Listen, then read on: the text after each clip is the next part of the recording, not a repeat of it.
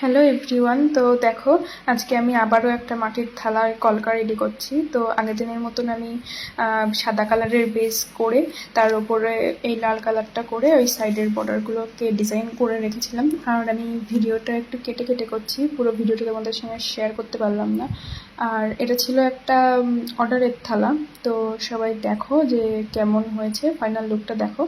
আর আজকে আমি সাদার উপরে একটু হলুদ ইউজ করেছি, হলুদ কালারটা ইউজ করেছি।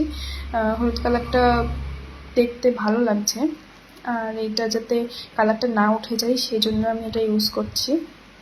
এই যে ফাইনাল লুক, সবাই দেখো। আমার কাজ কারোর ভালো লাগতেও পারে, নাও লাগতে পারে।